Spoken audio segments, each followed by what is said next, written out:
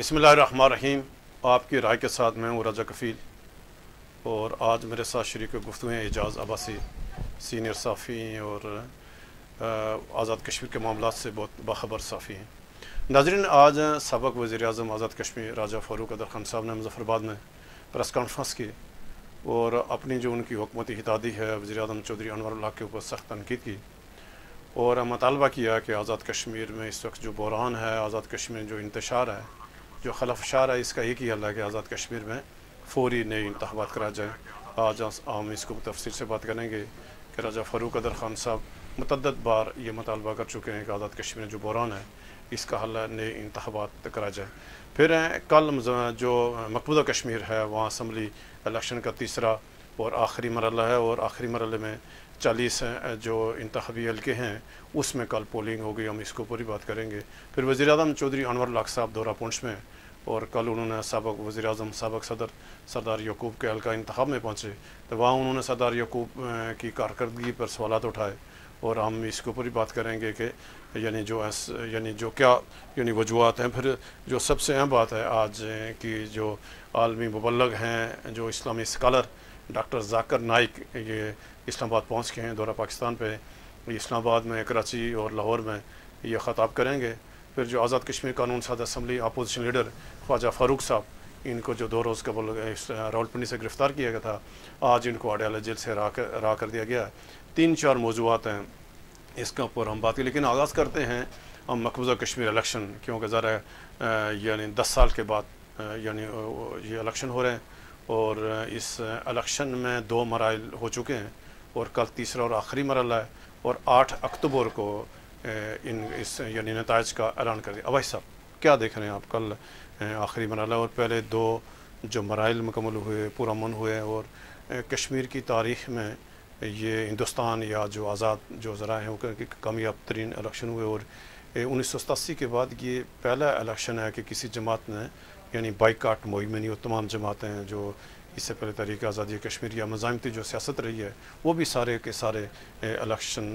में हिस्सा है। तो क्या आप कहेंगे कल जो आखिरी मरहला? बहुत शुक्रिया कफील साहब। कल के जो तीसरा मरहला है इसको फैसला कौन इसलिए भी करार दिया जा रहा है कि इसमें तकरीबन लगभग 45% सीटों पर इलेक्शन हो रहे हैं और ये 40 तादाद बनती है। कुल 9 सीटें हैं जिनमें से 24 और 24 पर एक बार, 26 पर दूसरी बार हुए थे इलेक्शन और 40 सीटों पर कल इलेक्शन हो रहे हैं। और ख़ास बात यह है कि इसमें जम्मू की 24 सीटें शामिल हैं, जम्मू और वादी की 16 सीटें शामिल हैं। जो जम्मू की 34 सीटें इसलिए हैं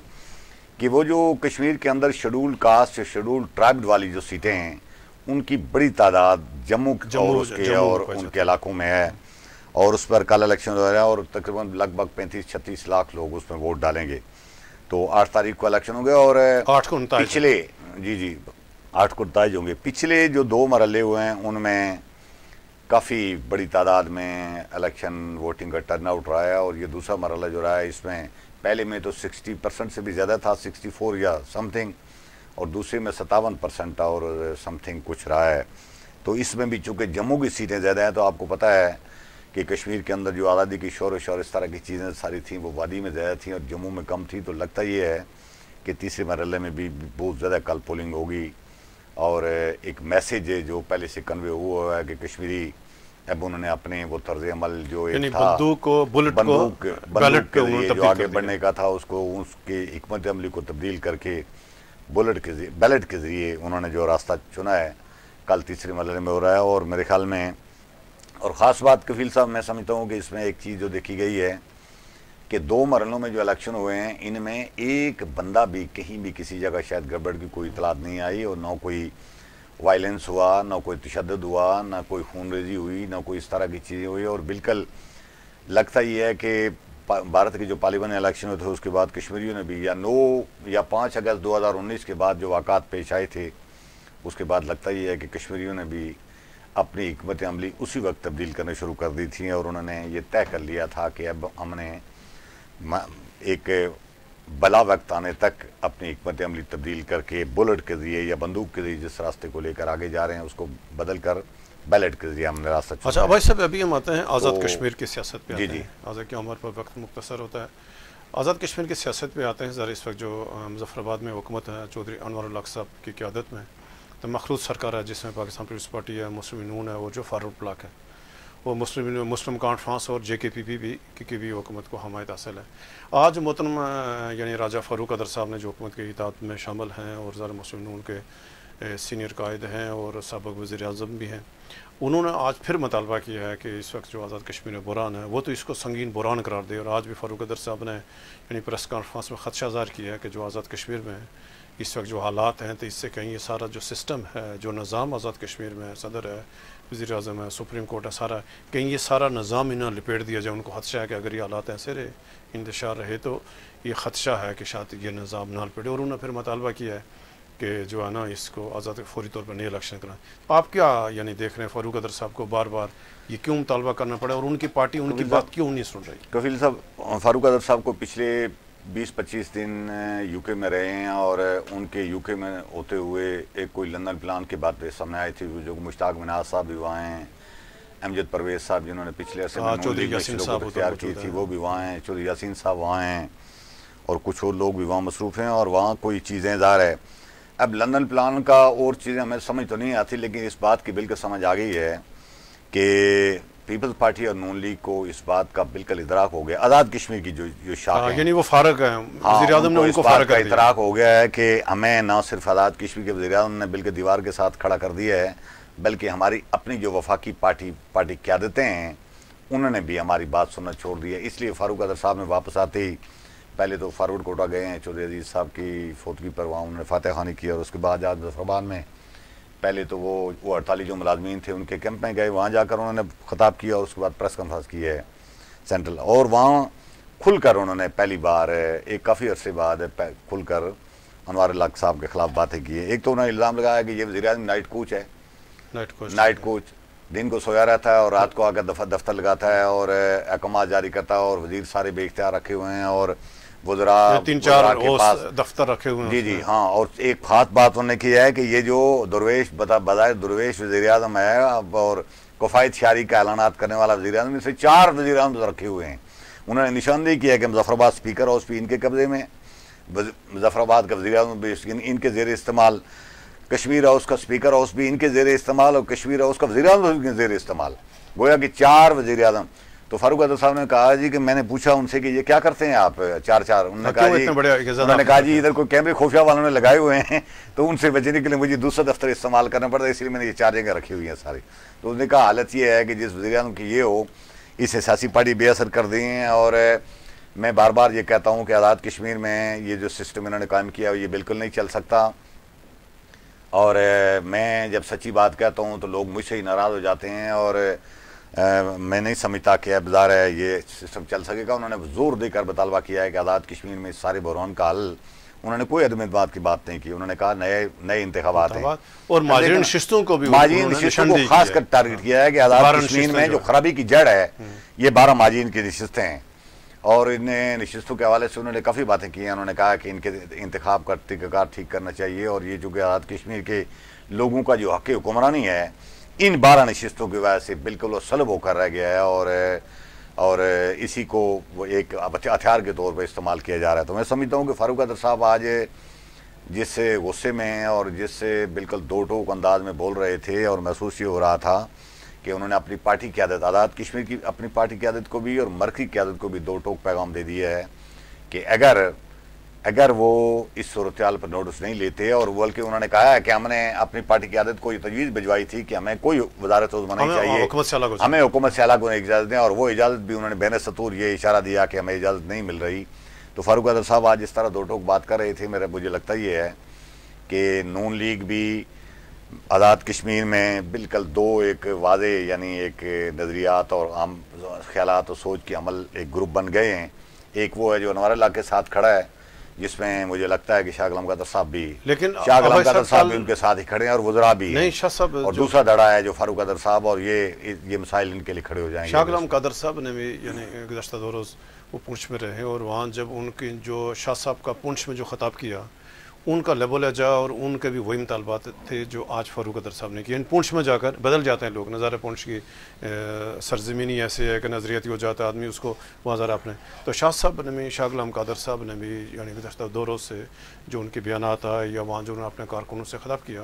तो उन्होंने चार्जशीट किया कि हम इस हुकूमत के साथ नहीं रह सकते और हमें अलग हो जाना चाहिए। सियासी हिकमत अमली का तकादा भी ये है कि मुस्लिम लीग जो जिसके ख्यालात और सोच ये है कि वो आज़ाद कश्मीर में मौजूदा हुकूमत के अंदर कोई तोड़ फोड़ उसकी कोई दिलचस्पी नहीं है, उसकी नज़रें आइंदा 2026 में जो इलेक्शन होंगे आज़ाद कश्मीर में उनकी नज़रें उस तरफ हैं। तो उनका ख्याल भी ये है कि जब इस वक्त ये हुकूमत जो कारकर्दगी दिखा रही है, जो खराबियाँ पैदा हो रही हैं, जो जमातें बेअसर हो रही हैं, जो एक्शन कमेटी ने आज़ाद कश्मीर के लोगों के बुनियादी मसाइल को एड्रेस करके इन सियासी पार्टियों को दीवार के साथ खड़ा कर दिया है, तो हम कल क्या लेकर जाएंगे, किस हुकूमत की मुखालफत में जाएंगे, किस सियासी पार्टी की मुखालफत में जाएंगे। जब ये सारा कुछ हमारे गले पड़ेगा तो मेरे ख्याल में सियासी हिकमत अमली का तकादा यही है कि फारूक अदर साहब को भी और शाह गुलाम कादर साहब को भी और उनके जो बाकी लोग हैं इनको आपस में एक ही प्लेटफार्म पर खड़े होना पड़ेगा। डेफिनेटली उनको खड़ा होना पड़ेगा। अगर मैं समझता हूँ कि इस वक्त कई ख्यालात में अगर बोध भी है या दूरियां हैं तो इनको खड़ा होना पड़ेगा। इसलिए अगर ये नहीं होंगे तो आज़ाद कश्मीर में आने वाले जो इलेक्शन है 2026 के, उन इलेक्शन में सबसे ज़्यादा आज़ाद कश्मीर में जिस सियासी पार्टी को लोगों के सामने जवाबदेही करनी पड़ेगी वो मुस्लिम लीग नून होगी उनको। अच्छा, अब सब अभी हम आते हैं कि वज़ीर आज़म चौधरी अनवर हक साहब भी अपने दौरा पुंछ में, और वहाँ भी ज़रा यानी जिस तरह से हर शख्स जो जब वहाँ दाखिल होता है ज़रा उसका एक नज़रती तकरीर होती है। तो वज़ीर आज़म साहब ने कल सरदार यकूब का जो हल्का जो वज़ारत उज़्मा के फेवरेट उम्मीदवार कहे वो आजकल यानी बने हुए हैं, या लोग कह रहे हैं कि शायद जो अनवर हक साहब को ख़तरा है कि शायद अगर को मुझे रिप्लेस करेगा तो सरदार यकूब पे इत्फाक हो सकता है। तो आज उन्होंने गुज़श्ता रात को वहाँ अली सोजल में ख़ताब किया और भरपूर यानी चार्जशीट किया। सरदार क्या कहेंगे कि जो वज़ीर आज़म साहब ने वहाँ क्या तकरीर की? वो देखे ना, ये अच्छा हुआ कि वज़ीर आज़म साहब मुजफ्फराबाद के साहबान वज़ीर आज़म या इस्लामाबाद के उससे कश्मीर हाउस से बाहर निकल कर आज़ाद कश्मीर के लोगों को अपना उनको पता लग रहा है कि ये इशू चेहरा दिखा रहे हैं और आज़ाद कश्मीर के लोगों के मसाइल वहाँ जाकर कम अज़ कम उनको पता चल रहे हैं। याकूब खान के हल्के को उन्होंने इसलिए टारगेट किया है कि पिछले दिनों में वो जो कराची में मुलाकातें वगैरह दूसरा तीसरा हुई थी तो उसमें एक तासर ये उभरा था कि पीपल पार्टी की क़यादत ने जैसे याकूब खान साहब को टास्क दे दी है और वो आगे बढ़ रहे हैं और आज़ाद कश्मीर में इस मौजूदा हुकूमत के ख़िलाफ़ ज़ाहिर को मूवमेंट बनने वाली है जिसकी क़यादत याकूब साहब करेंगे। तो इसलिए उन्होंने टारगेट किया और वहाँ उस हल्के में चले गए। और मुझे हैरानगी हुई है कि एक तरफ फारूक अदर साहब मुजफ्फराबाद में आज प्रेस कॉन्फ्रेंस कर रहे थे वज़ीर आज़म के खिलाफ, दूसरी तरफ जिस जलसा जिसकी मेज़बानी की है, जिस जलसे हाजी रशीद साहब जो नून लीग के भी बहुत बड़े आदमी हैं, मेज़बान भी हैं, इन्वेस्टर भी हैं, उन्होंने ही उस जलसा करके एक प्लेटफार्म मुहैया किया है अपने वज़ीर आज़म को अपनी इत्यादि बंदे के खिलाफ, ताकि उसके खिलाफ भड़ास निकाले। और जो वहाँ पर उल्टा आपको पता है बातें की हैं, लेकिन वज़ीर आज़म साहब ने माजी में पुंछ वालों के खिलाफ और रावलाकोट वालों के खिलाफ जो बातें की हुई हैं, मैं नहीं समझता कि वज़ीर आज़म इस अनवर हक की बातों को वहाँ कोई कंसिडर करेगा या वहाँ इनकी बातों को कोई अहमियत देगा। ये अलग बात है कि जब आस पास प्रोटोकॉल होता है, जब आस पास पुलिस एहलकार होते हैं, जब आज के पास सिक्योरिटी होती है तो ज़ाहिर इनकलाबी बंदा बन जाता है और ज़ाहिर हर जगह। लेकिन मैं नहीं ख्याल करता कि इनके इस दौरे से याकूब खान साहब को उनके हल्के में कोई ख़ास कोई नुकसान होगा या कोई इस तरह की चीज़ें होंगी। हाँ, ये बात सही है कि वो जूतियों में दाल बटने वाली जो बात लोग करते रहते हैं ना, कि एक तरफ ये सारी पार्टियां मिलकर आज़ाद कश्मीर में इक़्तिदार में हैं, वज़ीर आज़म सारे और पब्लिक जलसों में जाकर एक दूसरे के खिलाफ बातें करते हैं, और जूतियों में दाल बटने वाले लोग यानी वो एक तासर ले रहे हैं सारे, वो एक ज़रूर बात है। अदरवाइज वज़ीर आज़म के ये दौरे किसी को नुकसान पहुँचाने के। अच्छा, अवैध साहब अभी हम आते हैं कि मुजफ्फराबाद में जो हड़ाक और आर्जी मुलाजमीन हैं, कॉन्ट्रैक्ट मुलाजमीन, ये तकरीबन 15 दिनों से धरना दिए बैठे हैं और आज मोहतरम फारूक अदर साहब ने वहाँ धरने में शिरकत की है, लेकिन वहाँ सरापा एहतजाज है, मुलाजमीन ख़वातीन बड़ी तादाद में मौजूद है। तो ये जो हड़ाक मुलाजमीन का मामला हमने पिछले प्रोग्राम में कहा था, ये छोटा सा मामला, इसको इंसानी हमदर्दी बुनियाद पर इसको फौरी क्यों नहीं हल किया जाता? असल में कफील साहब माजी की हुकूमतों ने खराबियाँ पैदा की हुई हैं, इसमें कोई दो राय नहीं है। लेकिन जिन लोगों को उन्होंने, वो हमारे रियासती बाशिंदे हैं, हमारे सन ऑफ साइल हैं, अफजार है, उनकी 12-15 साल उनकी सर्विस हो गई है, ओवरेज हो चुके हैं। इसलिए हुकूमत को इंसानी हमदर्दी की बुनियाद पर इनका मसला बिल्कुल एड्रेस करना चाहिए और मैं समझता हूँ। लेकिन अलमिया ये है कि हड़ाक मुलाजमीन को सियासी पार्टियों ने भी बिल्कुल लावारिस छोड़ा हुआ है। ये आज बड़ी अच्छी मैं समझता हूँ कि फारूक अदर साहब ने काम किया है, वो इज़हार यकजहती के लिए उनके पास गए हैं। तो ये इन्हीं सियासी पार्टियों ने इन लोगों को इस मुश्किल में फंसाया इन्हीं ने इस प्लेटफार्म मुहैया किया और अभी इन्हीं सियासी पार्टियों ने इनको लावारस छोड़ा हुआ है। लेकिन मैं समझता हूँ कि इन सबको मिलकर, ये जो 3-4 पार्टियों की हुकूमत है, मिलकर कोई ऐसा इंसानी हमदर्दी की बुनियाद पर ऐसा क्राइटेरिया और मैकेनिज्म तय करना चाहिए कि जो लोग हड़ताली और उनका मुस्तकबिल बिल्कुल एक यानी तारीख नज़र आ रहा है और उनके बच्चे परेशान हैं, उनके घर वाले परेशान हैं, उनकी फैमिलियाँ और ख़ानदान सारा परेशान है, उनको कोई ऐसा महफूज रास्ता दें ताकि ये महसूस हो उनको कि हम भी रियासत के बाशिंदे हैं, हम भी रियासत के बेटे हैं और रियासत ने हमें दिया है। लेकिन इस वक्त तक ये मौजूदा जो वज़ीर-ए-आज़म है,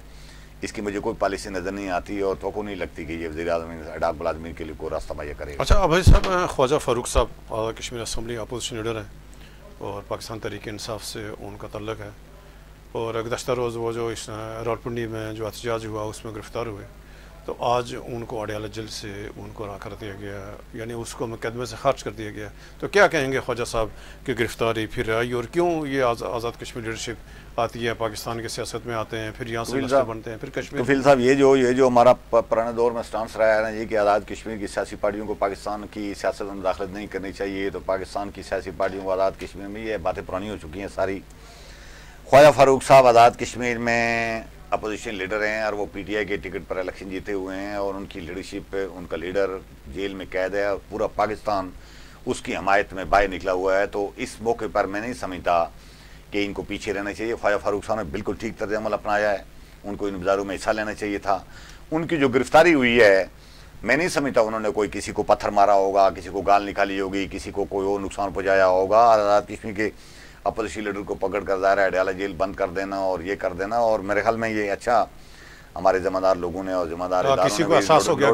हो गया है कि ये आज़ाद कश्मीर को आम PTI का सियासी वर्कर नहीं है, ये एक अपोजिशन लीडर भी है और उन्होंने नोटिस लिया और ज़मानत की नौबत नहीं आई, बल्कि वो किसका वो मुकदमे से खारिज कर दिया।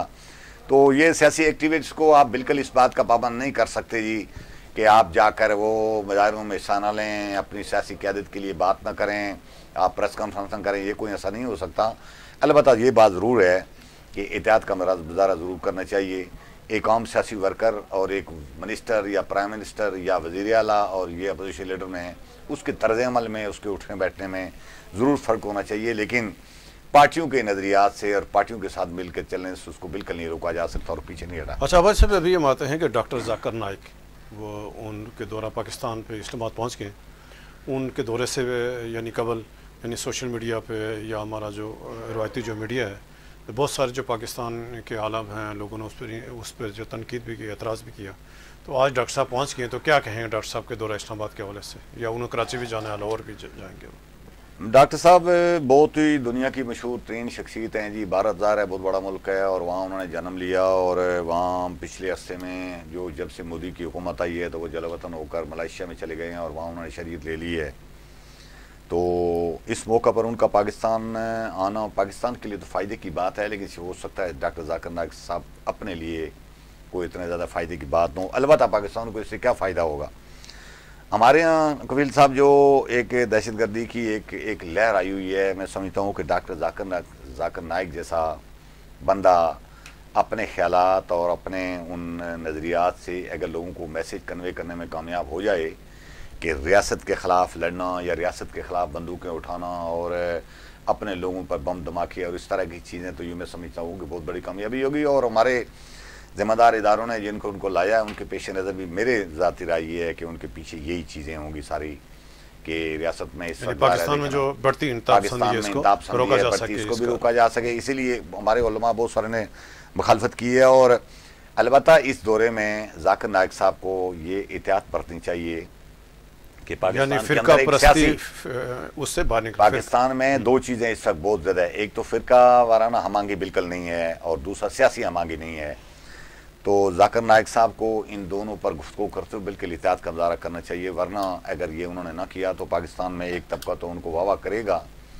उनको अप्रिशिएट करेगा और दूसरा तबका उनके ऊपर यलगार करेगा। और उनका जो दौरा है जिससे हमें फ़ायदा होना चाहिए, बासित कौम पाकिस्तान को फ़ायदा होना चाहिए,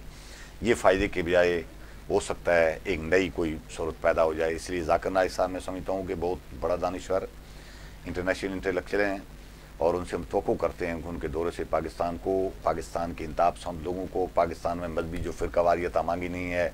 इस तरह की चीज़ों को ये फ़ायदा पहुँचेगा और इससे हम बाहर निकलने में। अच्छा, बस हम आते हैं जो मशरक़ वस्ता की जो सूरत हाल है कि इसराइल की तरफ से जो लेबनान पे जो बमबारी हुई है, जिसमें हिजबुल्लाह के सरबराह समेत हिजबुल्लाह की जो 1 दर्जन से ज़ायद यानी जो कमांडर, आला कमांडर भी मारे गए, और उसमें हमास भी, और जो उसमें जो ईरान के जो लोग भी थे, ईरान के जो फ़ौज के ब्रिगेडियर लेवल के लोग भी उसमें शहीद हो गए। इस वक्त इसराइल ने धमकी दी है कि वो एक तो लेबनान के ऊपर ज़मीनी कार्रवाई करने का जा रहा है, और उसने कहा कि वो ईरान के ऊपर भी हमला करेगा, और दंदनाते फिर रहा है इसराइल। यमन के बारे में बात की है जो मुस्लिम ममालिक हैं इस वक्त, जो ग्रेटर इसराइल यानी ग्रेटर इसराइल के बारे में अभी मामला ये अखबारात में या सोशल मीडिया पे है कि इसराइल अब ग्रेटर इसराइल की तरफ बढ़ रहा है, जिसमें अराक, जिसमें शाम, जिसमें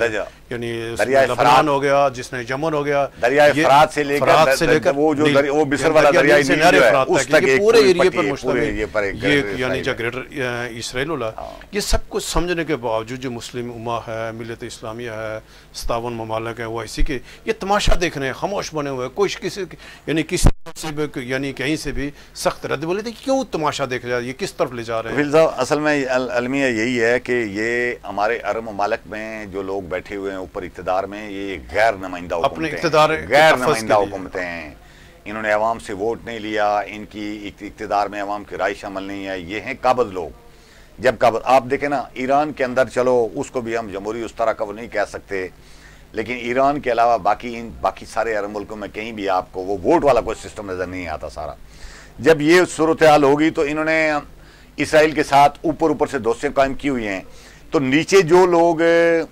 अपनी हुकूमतों के ख़िलाफ़ मज़म्मत कर रहे हैं और साथ ही इनके तर्ज़ अमल के ख़िलाफ़ मज़म्मत कर रहे हैं, ये सारे अरब मुल्क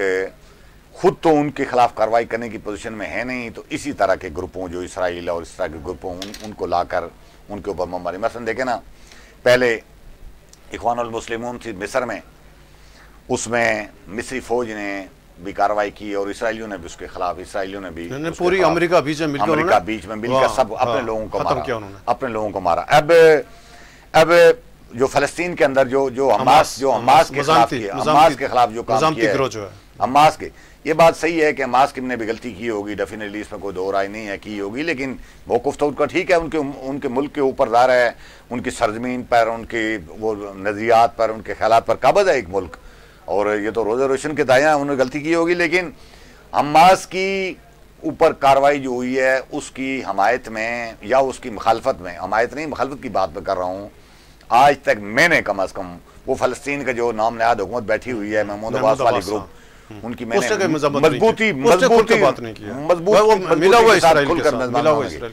ना सऊदी अरब की तरफ से कोई मज़म्मती बयान, ना अरब ममालिक यूएई वालों की तरफ, ये तो मिस्र की तरफ से, ये तो उर्दन की तरफ से, जो सारे, मैं कहता हूँ मिस्र वालों ने तो अपनी पनाहगज़ीनों के लिए सरहद बंद कर दी थी, उनके लिए गल्ला बंद कर दिया था, उनको तो भूखा मारने में मजबूर कर दिया था इन सारे ममालिक ने। एक बोल रहा था इन ममालिक की हमायत में वो ईरान या अच्छा लेबनान की हुकूमत नहीं बोली, लेबनान में हिजबुल्लाह बोला है, हिजबुल्लाह एक प्राइवेट मलेशिया है वो बोली है। मुल्क अगर कोई बोला है तो वो सिर्फ ईरान बोल रहा था, और ये सारे अरब मुल्क मिलकर कोई ऐसा रास्ता फराहम कर रहे हैं इसराइल को कि वो इसके गिर्द गिरा तंग करे। और इसराइल तो 2000 है, वो शायद में 2 टोकों से ऐलान कर दिया है जी कि वो ओसियों के खिलाफ भी कार्रवाई करेगा यमन में आकर। अब ओसी किसके खिलाफ? ओसियों का इसराइल के साथ मसला तो नहीं है, ओसी तो सऊदी अरब के खिलाफ लड़ रहे हैं, तो इसराइल का क्या तुक बनता है उसके खिलाफ? गोया कि अपने दुश्मनों को जहां जहां दुनिया में ये बैठे हुए हैं, इनके दुश्मन वहां ये अरब मुल्क मिलकर उनको मरवाने की साजिश कर रहे हैं। और जब ये सूरत अपने लोग दुश्मनों के साथ मिल जाएं तो किसके साथ रोना जी। लेकिन एक बात याद रखिए कफील साहब, आज अगर ईरान को मारेगा, फ़लस्तीन तो कोई मुल्क नहीं था, फ़लस्तीन के ऊपर पहले इसराइल ने कब्जा किया, उनके ऊपर कंट्रोल हासिल कर लिया उसने। लेबनान भी बहुत छोटा मुल्क है, नहीं लड़ सकता इसराइल के साथ। यमन भी बिल्कुल खंडात पर बदला मुल्क है, वो नहीं लड़ सकता। शामी तबाहाल है। और इस सारी सरजमीन के ऊपर, इस सारे खित्ते में एक मुल्क है, वो है ईरान। अगर ईरान को दबाने में कामयाब हो गया इसराइल, अमेरिका और फ्रांस और बरतानिया की वसादत से, तो फिर ये जो बाकी आजकल जश्न मना रहे हैं ना, तो फिर सारे मिडिल ईस्ट के ऊपर वो जो ग्रेटर इसराइल का नक्शा आपने भी और मैंने देखा, पढ़ा तो बहुत अर्सा था, मैंने नक्शा कल परसों BBC में छपाया वो देखा था। वो जो दरिया है मिस्र वाला, दरिया नील से लेकर ये जो इराक के अंदर दरिया फरात है उस तक बिल्कुल एक दरमियान में पट्टी है। तो फिर इसमें सऊदी अरब भी आता है, इसमें ईरान भी आता है, इसमें इराक भी आता है, इसमें उर्दन और शाम भी आते हैं, इसमें ये सारे मुल्क आते हैं, कोई मिस्र में रहेगा। यही हालत होगी, इनका अंजाम यही है। जब आप लोगों को दुश्मन से मरवाएंगे तो फिर एक दिन आएगा वो दुश्मन आपको आकर मारेगा। बहुत शुक्रिया आभार साहब। नादरीन, ये था आज का हमारा प्रोग्राम। मोहतरम राजा फ़ारूक अदर साहब ने जो मुज़फ़्फ़राबाद में मुतालबात किए हैं उस पर वो संजीदा सवालात हैं। वफाकी हुकूमत को, जो ज़िम्मेदार अदारों को इस बात का नोटिस रहना चाहिए कि इस वक्त जो आज़ाद कश्मीर इंतशार है, जो आज़ाद कश्मीर खलफशार है या जो बेचैनी है, सियासी अदम इस्तेकाम है, ये बढ़ता जा रहा है और इससे रियासत पाकिस्तान, रियासत कश्मीर को नुकसान होगा। और जिस तरह के साथ जो मौजूदा जो हुकूमत है, जो हुक्मरान हैं, जो रवैया अपनाए रखे हैं अवाम के साथ या सियासी अपनी हुकूमती हितादियों के साथ, अपने वज़रा के साथ, अपने मेंबरान असम्बली के साथ, ये फिर जब ये आगे निकलेगा तो ख़तरनाक शक्ल इख्तियार करेगा। और आज़ाद कश्मीर पुरअमन इलाका है, आज़ाद कश्मीर में सियासी इस्तेकाम है, सियासी रवादारी पाई जाती है। तो अगर आज़ाद कश्मीर की सियासी रवादारी टूटी, आज़ाद कश्मीर में जो अदम इस्तेकाम जो है ना, ये जो आगे अगर ये आगे गया बढ़ा, ज़ाहिर है इसके नुकसानात होंगे। कल तक इजाज़त दें। अल्लाह हाफ़िज़।